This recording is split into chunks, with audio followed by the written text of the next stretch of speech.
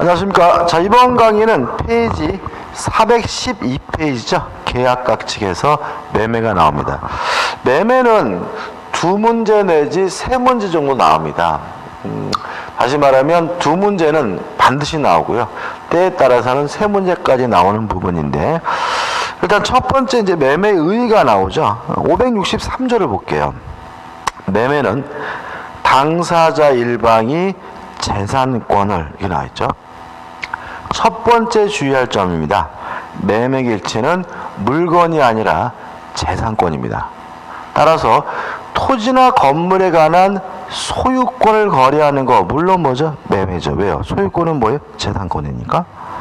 그뿐만 아니라 임차권을 거래하는 것도 매매, 전세권을 거래하는 것도 매매, 지상권을 거래하는 것도 매매죠. 왜요? 지상권도 뭐예요? 재산권이니까요. 작년도 시험 문제에서 지상권은 매매 대상이 되지 않는다 그래서 뭐죠? X로 해서 답이 나왔죠. 다시 말하면 매매 객체는 물건이 아니라 뭐예요? 재산권입니다. 뭐 특허권 같은 거, 뭐 이런 것도 특허권 거래하는 것도 뭐죠? 매매죠.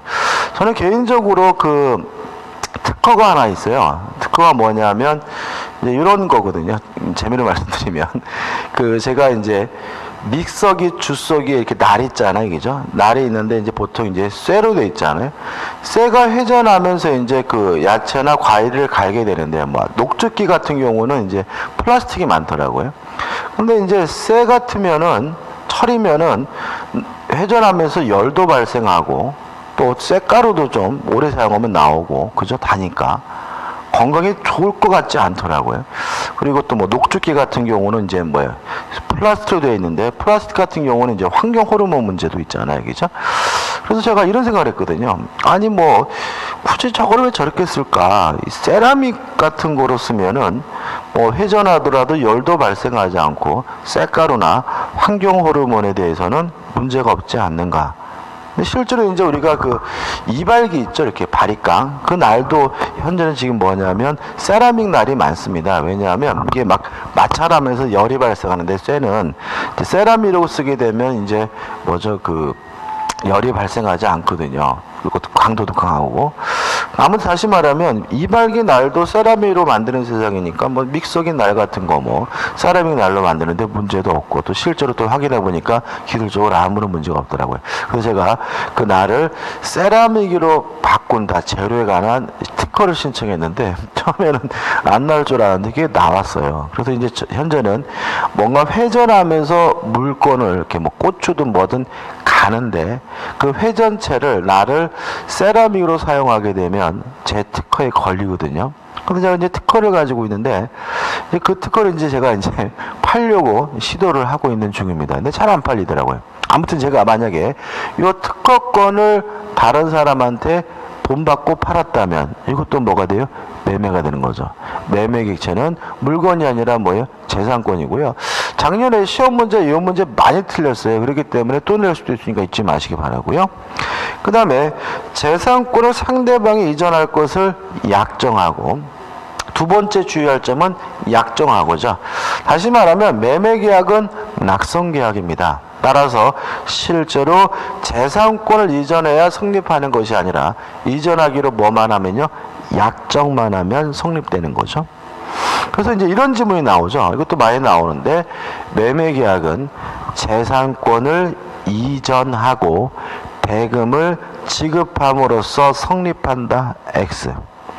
매매계약은 요물계약이 아니라 낙성계약이기 때문에 실제로 재산권을 이전해야 성립하는 것이 아니라 이전하기로 약정만 하면 성립하는 거죠.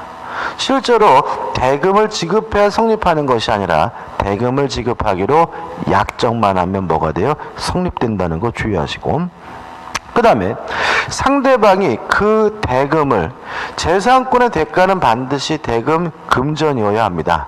왜냐하면 교환과의 차이점이죠. 만약에 재산권의 대가로서 또 다른 재산권을 이전하기로 하면 그것은 매매가 아니라 교환이거든요. 따라서 매매가 되려면 재산권의 대가는 반드시 대금 금전이어야 한다는 것도 기억해 두시기 바랍니다. 지금 제가 뭘 설명드린 거냐면 매매의 성질을 설명드린 거죠. 한번 읽어보시고 우측에 보시면 대표 예제가 나옵니다. 매매에 관한 다음 설명 중 틀린 것을 1번.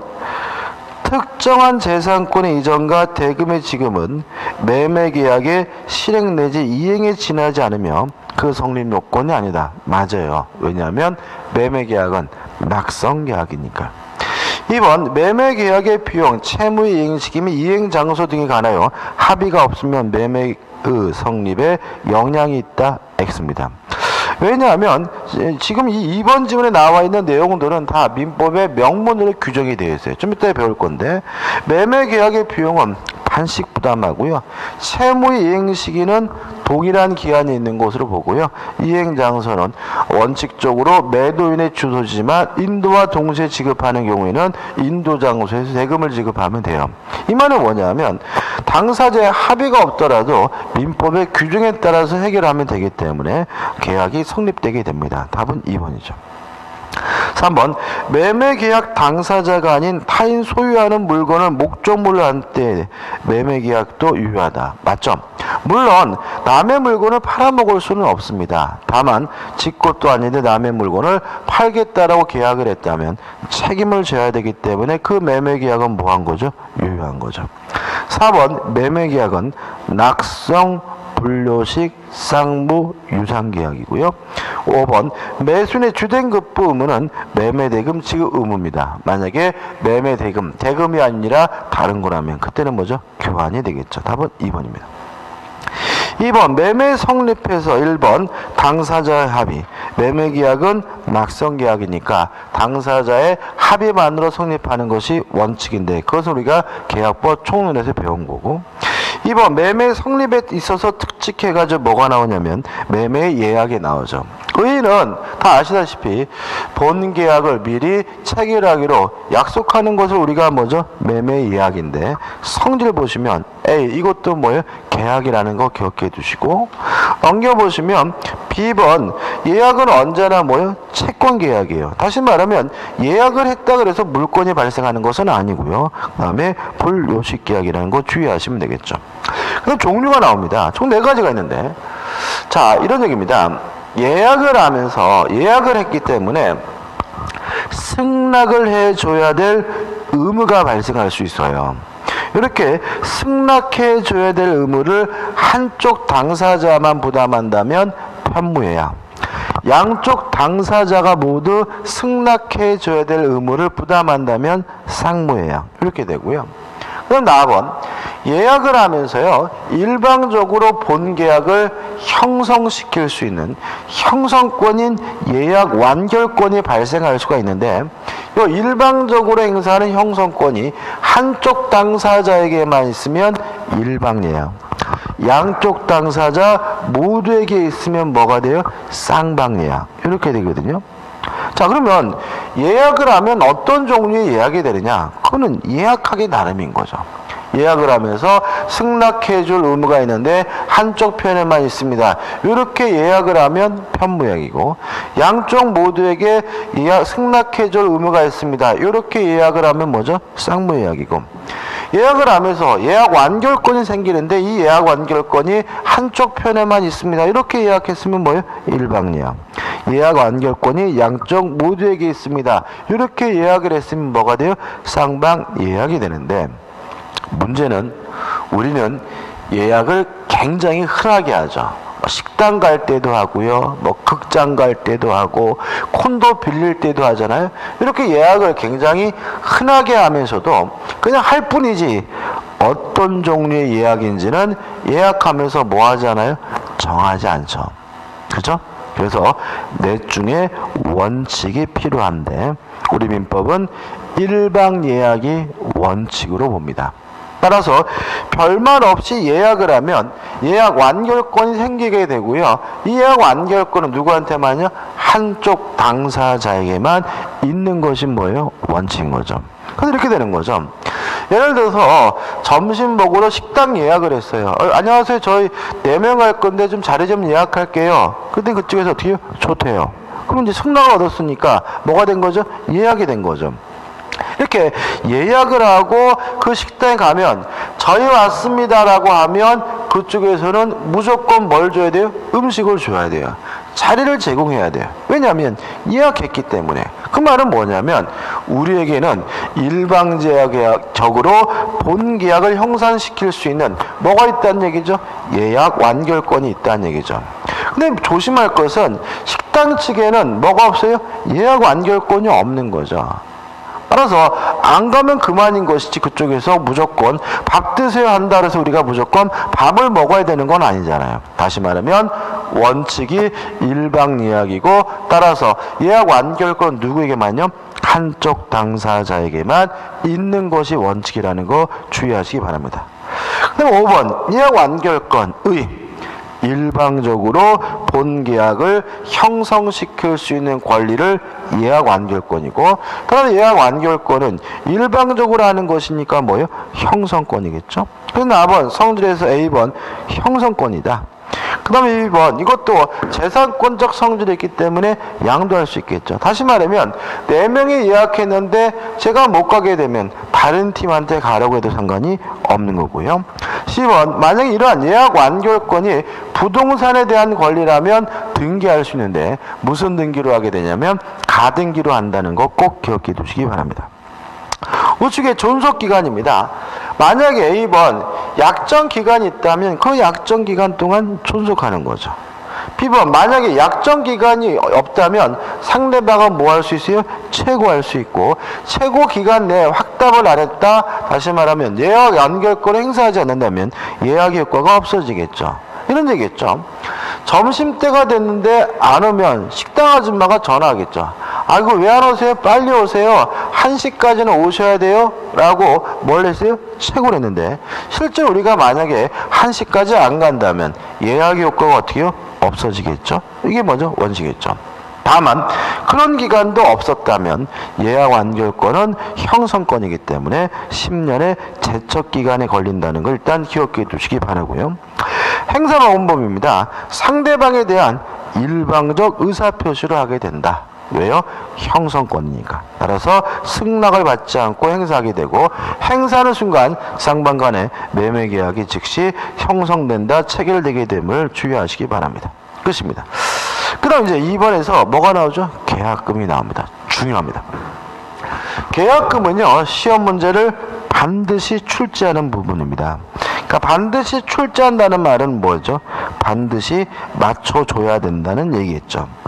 일단 계약금의 의의는 뭐 특별히 설명드릴 게 없죠. 설명드릴 거 있는 것은 넘겨보시면 계약금에서 설명드릴 것은 유물계약이라는 거죠. 다시 말하면 매매계약이 주된 계약이고 계약금 계약은 뭐예요? 종된 계약인데 매매계약은 낙성계약이고 계약금 계약은 실제로 지급해야 성립되는 뭐죠?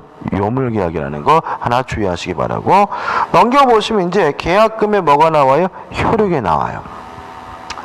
일단 기본적으로 교재는 없지만 좀 설명드릴 게 있어요. 제가 뭘 설명드릴 거냐면 계약금의 성질을 설명드릴 겁니다. 계약금의 성질, 좀 쉬운 말로 하면 기능, 역할입니다. 지금 제가 설명드리는 것은 절대로 계약금의 종류가 아님을 주의하시기 바라고 보통 일반적으로 다른 교재에서는 계약금의 종류로 나와 있는 경우가 많은데 그거는 잘못된 표현입니다. 종류가 아니라 뭐죠? 계약금의 성질 내지는 뭐예요? 기능이에요. 첫째, 계약금은 증약금으로서의 기능을 수행합니다. 증약금이라는 말은 계약이 체결됐음을 증거하는 금전이라는 뜻이고요. 증약금적 기능은 모든 계약금의 공통된 기능입니다. 따라서 계약금이 수수가 되면 반드시 그 계약금은 무슨 기능을 수행하는 거죠? 증약금적 기능, 성질은 갖는 거죠. 두 번째, 계약금이 해약금으로서의 기능을 수행할 수도 있습니다.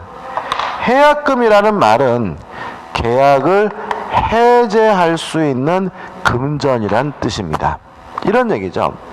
제가 매매 계약을 하면서 계약금을 안 줬어요. 그러면 계약금을 포기하고 계약을 해제할 수는 없겠죠. 만약에 계약금을 지급했다면 저는 계약금을 포기하고 계약을 뭐 할 수 있어요? 해지할 수 있잖아요. 그 말은 계약금을 지급함으로써 저는 계약을 뭐 할 수 있게 돼요? 해제할 수 있게 되는데, 이런 계약금의 역할 기능이 뭐라고요? 계약금적 기능인 거죠. 교재는 요 내용에 이제 집중되어 있는데 내용은 이렇습니다. 해약금으로서의 기능입니다. 준 사람은 일반적으로 누구였어요? 매수인이겠죠. 포기하고 받은 사람은 매도인이겠죠. 배액을 상환하고 계약을 해제하는 것이 가능합니다. 유의하실 것은 아무 때나 해제할 수 있는 것은 아니고요. 이행 착수 전까지만 계약금을 이루고 계약을 해제할 수 있는데, 이행 착수 시기에 대해서 우리 판례는 중도금 지급시로 봅니다. 따라서 중도금이 전부든 일부든 지급이 됐으면 이행의 착수, 이행의 시작이 있기 때문에 계약금을 이루어 계약을 더 이상 뭐 할 수 없어요? 해지할 수 없고요. 다른 건 고려하지 않아요. 만약에 중도금이 아직 한 푼이라도 지급되지 않은 상태라면 이행을 해달라고 소송을 제기했더라도 아직 이행의 착수가 없는 거예요. 따라서 계약금을 이루어 여전히 계약을 해지할 수가 있습니다. 이게 작년도 시험 문제 답이었거든요. 다시 말하면 중도금이 전부든 일부든 뭐가 돼요? 지급이 되면 이행에 착수가 있기 때문에 해약금을 이유로 계약을 뭐 할 수 없어요? 해지할 수가 없습니다. 다른 것들은 뭐 하잖아요? 고려하지 않고 중도금만 가지고 따지게 됨을 주의하시기 바랍니다. 자, 해약금을 이유로 해지가 되면 해지니까 계약이 소급적으로 무효가 된다, 실효가 된다는 점에서는 일반적 해제와 마찬가지죠. 다만 이행 착수 중 이행한 것이 없으니까 원상회복 문제 발생하지 않고요. 계약금에 의한 해제는 손해배상하고는 상관이 없습니다. 따라서 별도로 손해배상도 청구도 청구할 수도 없다는 것까지 꼭 기억해 두시기 바랍니다. 그 다음에 해약금적 기능은 계약금의 원칙적 기능이에요. 일단 기억해 두세요. 그죠? 원칙적 기능 성질이다. 그 다음 세 번째로 계약금이 어떤 기능을 수행할 수도 있냐면 위약금적 기능을 수행할 수도 있는데, 위약금이라는 말은 계약을 위반했을 때를 대비해서 교부되는 금전이라는 말이고요. 위약금은 두 가지가 있어요. 첫째, 손해배상 예정입니다. 만약에 위약금이 손해배상 예정인 경우에는요, 계약을 위반하게 되면 계약금을 뺏겨요. 뭐로써요? 손해배상으로서. 따라서 별도로 또다시 뭐 할 필요는 없죠? 손해배상할 필요는 없습니다. 왜요? 계약금을 뺏김으로써 뭐 한 거니까요? 손해배상을 한 거니까요. 두 번째, 위약금이 위약벌일 수도 있습니다. 만약에 위약금이 위약벌인 경우에는 계약을 위반하게 되면 계약금을 뺏긴다는 것은 마찬가지인데, 문제는 이 경우에는 계약금을 뺏기는 것은 벌로서 뺏기는 거거든요. 벌칙으로서 뺏긴 거거든요. 따라서 아직 손해배상한 것이 아니니까 별도로 또다시 뭘 해줘야 돼요? 손해배상을 해줘야 됨을 주의하시기 바랍니다. 그 다음에 계약금 위약금적 기능을 수행하려면 특약이 필요합니다. 다만 위약금으로 한다는 특약을 하긴 했는데 그 위약금이 손해배상 예정인지 위약벌인지 정하지 않으면 일단 우리 판례는 손해배상 예정이 원칙이기 때문에 계약을 위반하게 되면 계약금을 뜯기지만 별도로 또 뭐는 해줄 필요 없어요? 손해배상 해줄 필요는 없습니다. 다 했죠? 한번 생각해 보자고요. 지금 여기 시작하면서 종류가 아니라 성질, 기능이라 그랬죠. 자, 그럼 이렇게 되는 겁니다. 계약금은 별말 없이 수수가 되면 증약금, 해약금 두 가지 기능을 수행하는 것이 원칙입니다. 근데 만약에 그 계약금을 위약금으로 한다는 뭘 하게 됐어요? 특약을 하게 됐다면 그때는 그 계약금이 증약금, 해약금, 위약금 세 가지 기능, 성질을 갖게 됩니다. 조심할 것은 계약금의 종류라고 해가지고 위약금으로 한다는 특약이 있으면 그 계약금은 위약금으로 변질된다 이렇게 이해하시면 이게 뭐예요? 삼천포로 빠지고 판례 등이 이해가 안 될 수가 있어요. 그래서 이 부분은 종류가 아니라 뭐예요? 성질을 공부했다는 거 잊지 마시기 바랍니다. 이 정도 정리하시면 충분히 문제가 풀 수 있고요. 우측에 나와 있는 판례도 함께 설명드린 내용이니까 한번 읽어보시면 되겠죠. 대표해줍니다. 계약금에 관한 다음 기술 중 옳지 않은 것은 1번 계약금 계약은 요물 계약으로서 주된 계약의 성립 이전에 또는 동시에 행해져야 한다. X. 동시에 할 필요 없죠. 성립 이후에도 할 수가 있어요. 따라서 1번은 뭐죠? X죠. 2번 당사자의 사이에 특약이 없는 한 계약금은 해약금으로 성질을 갖는다. 맞죠? 위약금으로 한다는 특약이 없다면 계약금은 원칙적으로 해약금적 성질을 띠게 되는 거죠. 4번 계약금을 위약벌로 교부한 경우 채무 불이행에 따른 별도의 손해를 배상 청구할 수도 있다. 맞죠? 위약금 중에 뭐요? 위약벌인 경우에는 계약을 위반하게 되면 계약금을 뺏기는 것은 벌칙이니까 또다시 손해가 있다면 손해배상을 해줘야 되는 경우도 있겠죠. 5번 판례에 따르면 수수된 계약금을 위약금을 한다는 약정이 있는 기간에 손해배상의 예정으로서 성질을 갖는다. 맞죠? 다시 말하면 벌말 없으면 두 가지 성질만 띠는 거고 위약금으로 한다는 특약이 있어야 비로소 뭐죠? 위약금 손해배상 예정으로 성질을 띠게 되니까 5번도 뭐죠? 맞는 질문이죠. 다 한 거죠. 그죠? 그 다음에 이제 한 가지만 추가할 건데 자체 하단에 보시면 계약의 이행과 계약금의 반환이 나와요. 자, 이런 문제입니다.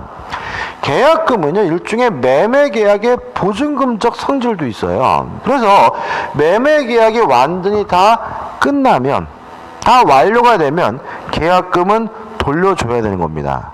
자, 조심할 것은 실무적으로 계약금을 돌려주고 있느냐, 돌려주고 있다는 거죠. 어떻게 돌려주고 있냐면 마지막에 이 계약금을 잔금에 충당하는 방식으로 뭐 하고 있는 거죠? 돌려주고 있다는 거예요. 법적으로는. 그러니까 이렇게 하지 마시라고요. 충당하니까 안 돌려준다가 아니라 계약금은 어떻게 해요? 잔금에 충당하는 방식으로 반환하고 있다는 거 조심하시기 바랍니다. 끝입니다. 자, 넘겨보시면 이제 매매 계약의 비용에 부담이 나오죠. 쌍방이 반씩 부담합니다. 끝이고요. 매매 효력에서 1번 매도인의 의무에서 권리를 이전해줄 의무가 있고 목적물을 인도해줄 의무가 있다는 거 기억해 두시고 한번 쭉 보시면 되는데 그 인도에서 주의하실 것이 뭐냐면 목적물로부터 생긴 과실입니다. 과실에 대해서는 지문으로 잘 나와요. 자, 이런 문제입니다. 매매 계약을 한 후에 인도하기 전이라면 어차피 매도인이 점유하고 있을 테니까 매도인이 목적물로부터 생긴 과실을 수취할 것이고 인도 후라면 어차피 매수인이 점유하고 있을 테니까 매수인이 뭐죠? 과실을 수취하겠죠.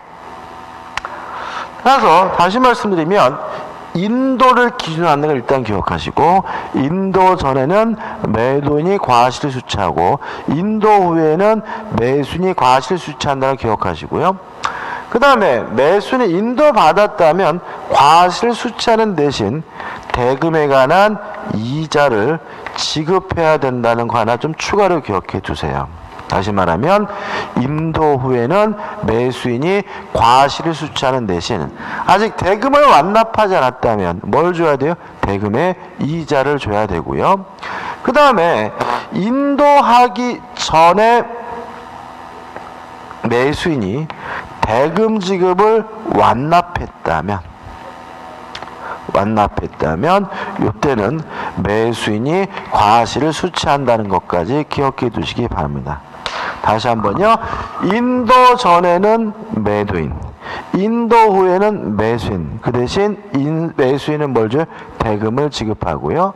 그 다음에 인도 받기 전이라도 대금이 이자를 지급하고, 인도 받기 전이라도 매수인이 대금 지급을 완납했다면 그때는 누가요? 매수인이 과실 수취한다는 거 주의하시기 바랍니다. 우측에 답원입니다. 매매계약은 쌍무계약이니까 쌍방의 의무는 뭐죠? 동시이행관계라는 거 특별히 설명드릴 게 없고요. 그 다음 2번 해가지고 뭐가 나옵니까? 매도인의 담보책임이 나옵니다. 일단 이 매도인의 담보책임에 대해서도 시험 문제가 반드시 나옵니다. 반드시. 근데 반드시 나오는데 좀 양이 많아요. 양이 많은데 뭐 몇 문제씩 나오면 좋을 텐데 꼴랑 한 문제가 나오기 때문에 좀 이건 우리가 어떻게 해요? 좀 양을 추적해 가지고 확실하게 뭐 하실 필요가 있어요? 정리하실 필요가 있는데, 그래서 우리가 교재는 어디를 볼 거냐면 427페이지 보시면 담보 책임을 정리해가지고 뭐죠? 박스로 나와 있죠. 그죠? 그래서 이 박스를 뭐죠? 외우셔야 돼요. 지나온 부분은 안 읽어보셔도 돼요. 읽어보시면 굉장히 복잡하고 까다롭게 느껴지기 때문에 시간이 많이 가고요. 정리가 안 돼서 문제를 못 풉니다. 일단 박스를 외우는 게 뭐예요? 목표예요. 근데 이 박스를 외우기 전에 더 줄여가지고 반드시 여러분들이 기억해야 될 것을 먼저 정리할 거예요. 그럼 어떻게 공부하는 거예요? 제가 정리해 드리는 것을 먼저 숙지하시고 그러고 나서 박스를 어떻게 해요? 정리하시면 아마 문제는 충분히 풀 수가 있을 것 같습니다. 일단 매도인의 담보 책임에서 첫 번째 기억하실 점은 매도인에게 아무런 고의나 과실이 필요 없는 무과실 책임이라는 거 첫 번째 기억하실 사항이에요. 다시 말하면 매도인의 담보 책임은 뭐죠? 무과실 책임이에요.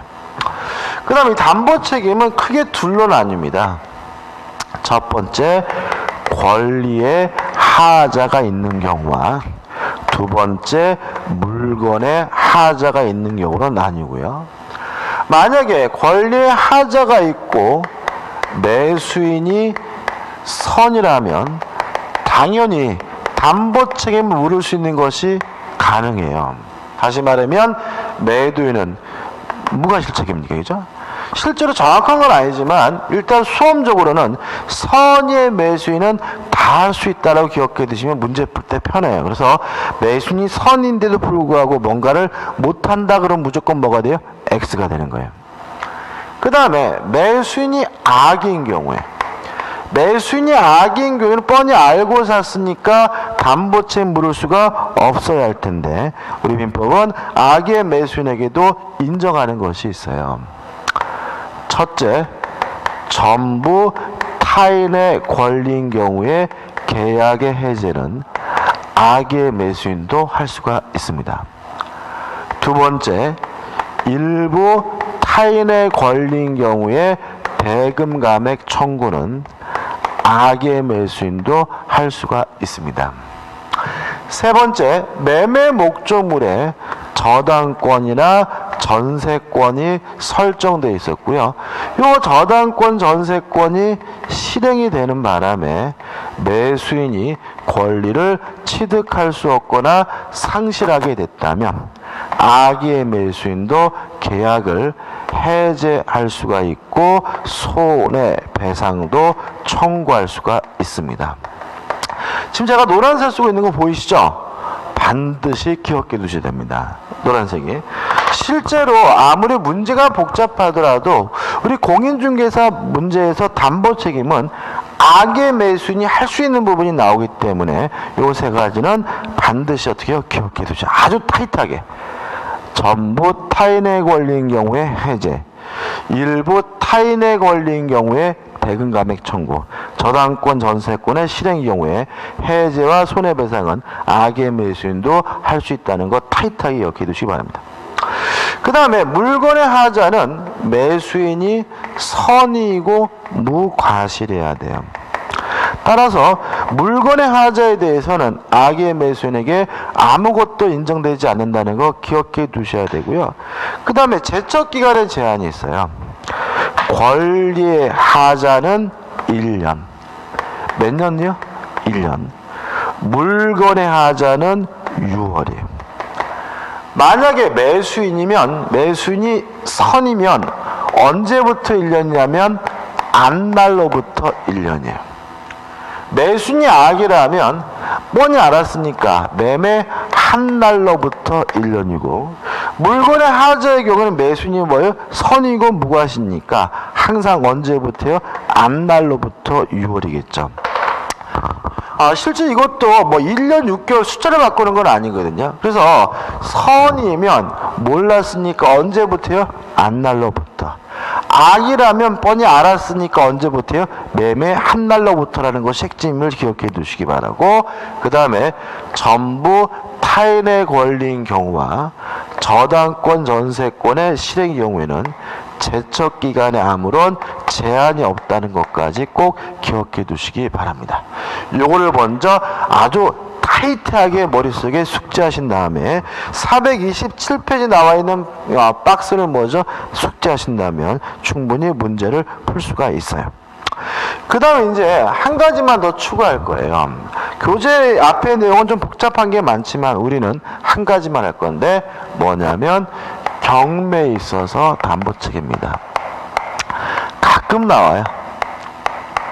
첫째, 경매에 있어서는 물건의 하자에 대해서는 담보책임 물을 수가 없고, 권리의 하자에 대해서만 담보책임 물을 수가 있다. 두 번째, 담보책임은 1차적으로 매도인인 채무자가 담보책임을 부담하지만, 채무자가 거지면 무자력이면 그때는 2차적으로 배당을 받은 채권자가 담보책임을 부담하게 된다. 이것만 기억하시면 돼요. 무슨 말인가 싶죠? 이런 얘기예요. 은이 갑에게 1억을 빌려주고요. 1억을 담보하기 값으로 A 부동산에다 뭘 설정했냐면 저당권을 설정했어요. 갑이 누구예요? 채무자. 은이 누굽니까? 채권자. 자, 근데 갑이 돈을 안 갚자 경매가 이루어졌고 병이 그 건물을 뭘 받았어요? 경락을 받았어요. 자, 병이 경락을 받고 보니까 보일러가 고장 난 것 같아요. 갑한테 연락해가지고 안녕하세요, 보일러 소리가 이상한데요 라고 깝죽댈 수는 없죠. 왜요? 갑은 스스로가 판 사람이 아니라 돈을 못 갚아서 건물을 뭐에 뺏긴 사람이죠. 뭐 방이 뭐 들뜨시자는 둥, 뭐 문이 잘 안 잠긴다는 둥, 이딴 소리 했다가는 갑한테 뒤지게 맞을 위험이 있습니다. 다시 말하면 물건의 하자에 대해서는 담보책임 물을 수가 없고요. 뭐만요? 권리의 하자에 대해서만 담보책임 물을 수가 있습니다. 그 다음에 두 번째, 권리의 하자에 대해서 담보책임을 물을 수 있다 하더라도 갑이 매도인이 뭐일 수 있어요? 거지일 수가 있죠. 왜요? 돈 있으면 경매 안 당했겠죠. 그래서 1차적으로는 매도인, 뭐가요? 채무자가 담보책임을 무담하지만 채무자가 뭐면요? 무자력이면 거지면 2차적으로 누가요? 채권자가 담보책임을 부담하도록 규정하고 있다는 거 꼭 기억해 두시기 바랍니다. 끝입니다. 여기까지 해서 이제 뭐예요? 담보책임도 끝낼 거고요. 428페이지 오시면 이제 뭐가 나옵니까? 선관주유무가 있다. 다시 말하면 매매 목적물을 언제까지요? 인도할 때까지 매도인은 선량한 관리자로서 주의해서 보관해야 된다는 말이 나오고요. 그 다음에 매수인의 의무해 가지고 갑은 대금 지급 시기 동시 이행 관계니까 동일한 기한이 있는 것으로 추정하고요. 납은 대금 지급 장소는 원칙적으로 채권자인 매도인의 주시지만 인도와 동시에 대금을 지급하는 경우에는 인도 장소에 대금을 지급하면 되고요. 답은 대금의 이자, 아까 했죠? 매수인의 인도받은 후에는 과실 수차는 대신 대금에 대한 이자를 지급해야 되고요. 답은 대금 지급 거절권이란 말이 나와 있는데 A번 보시면 동시에 항변권은 당연히 뭐예요? 인정되는 거예요. 그럼 B번에서 별도로 항변권이 또 있어요. 어떤 내용이냐면 이런 거죠. 매매 대금을 줘야 되는데 누가 그 매매 목적물의 소유권을 주장하는 사람이 나타났어요. 그러면 그 범위에서 매수인은 불안하니까 대금 못 주겠다라고 뭐 할 수 있는 거예요? 거절할 수가 있는 거예요. 이때 매도인은 뭘 할 수 있냐면 담보를 제공하고 대금을 달라고 요구할 수도 있고요. 만약에 담보가 없다면 법원에다가 공탁해 줄 것을 요구할 수 있다는 것도 기억해 두시면 되겠죠. 그럼 2번 목적물의 수령 의무 있다 그 정도고 우측에 보시면 뭐가 나오죠? 대표 예제가 나옵니다. 매매 효력에 대한 설명이다. 틀린 것은 1번 매수인이 계약 당시 목적물에 하자가 있음을 알고 있었을 경우 목적물, 물건의 하자죠. 물건의 하자에 대해서는 매수인이 뭐 해야 돼요? 선이고 무과시해야 되니까 알고 있었을 경우에는 매도인의 하자 담보 책임을 부담하지 않는다. 맞는 질문이죠. 2번 매매는 쌍무 계약인 바 매도인은 재산권을 이전하여고 매수인의 대금을 지급해야 한다. 맞겠죠? 매매 효력이니까. 3번 매매 계약이 성립함과 동시에 목적물로부터 생긴 과실은 매수인에 속하므로 X죠. 임도 전에 과실은 매도인 겁니다. 따라서 매도인이 목적물 인도할 때 이를 함께 이전해야 된다. X고요. 답은 3번이 되죠.